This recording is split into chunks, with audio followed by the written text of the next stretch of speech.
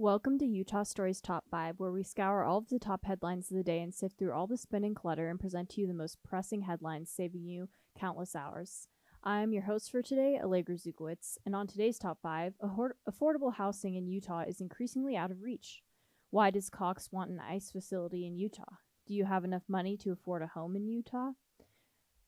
SLC Girlies Walk Club and Anti-Zionist bar owner is facing eviction from the Gateway. Alrighty, but before we get to our headlines, be sure to smash that like button, subscribe to our channel, and today's episode is brought to you by Utah Stories Magazine. We have a special this month where you can try out the magazine for just $1 per month for 3 months. Get the best of local Utah hikes, restaurants, and independent journalism delivered right to your mailbox for $1 and enjoy the experience and the best of local Utah. Alrighty, let's dive into our first headline and story. Affordable housing in Utah is increasingly out of reach. Utah Stories interviewed residents on North Temple, where a Major League Baseball stadium is slated to be constructed. We discovered folks there unanimously favored affordable housing over an MLB stadium. This experiment highlighted the discrepancy between working-class residents' needs and legislative priorities. $2 billion in tax subsidies were allocated to the stadium, and only hopeful measures passed in the legislature for housing. In our more extensive feature story, we find homeless men who can't find jobs that pay enough to afford deeply affordable housing. These case studies illustrate the dire need for actual affordable housing, which remains inaccessible to most working-class people. You can read the entire story by visiting utahstories.com. Alrighty, moving on to story number 2. Why does Cox want an ICE facility in Utah? According to the Utah News Dispatch, Utah Governor Spencer Cox says he would like an ICE Immigration and Customs Enforcement facility in Utah. According to the article, Cox thinks that transporting detained migrants to Las Vegas is creating a backlog.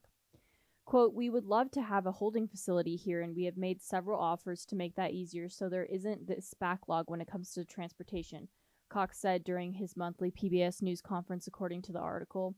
"We can cover up these facilities, and they've turned down our offers, unfortunately.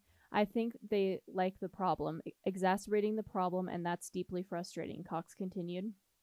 Go to Utah News Dispatch website to read the full article by Kyle Dunphy. Alrighty, moving on to story number 3, SLC Girlies Walk Club. SLC Girlies Walk Club was this past weekend, May 18th, beginning at 9 a.m. If you're a girl in Salt Lake looking for a community, this is an amazing opportunity. It is located in Sugar House Park. There are walks every month. Go check it out. Alrighty, moving on to story number 4. Anti-Zionist bar owner is facing eviction from the Gateway. Weathered Waves bar owner may be kicked out of the Gateway, according to the Tribune.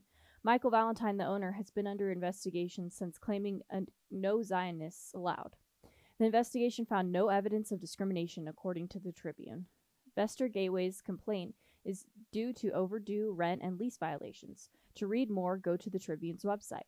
Alrighty, moving on to story number 5. Do you have enough money to afford a home in Utah? According to the Salt Lake Tribune, 15% of current Utah renters can afford a home that costs between $300,000 and $400,000. This is $90,000 less than the median price of homes this year. The Tribune analyzed data from the Utah Association of Realtors and found that a typical renter household can only buy a home spending less than 28% of their income in Beaver County.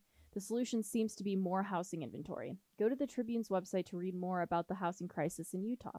Thank you so much for joining me today. Remember, if you like this content and you want to engage to a greater degree with your local community, go ahead and subscribe to either Utah Stories Print Magazine or our free digital newsletter. From utahstories.com, you can subscribe to our newsletter that offers all of the stories we are covering in-house. Thank you so much for watching. I'll see you next time.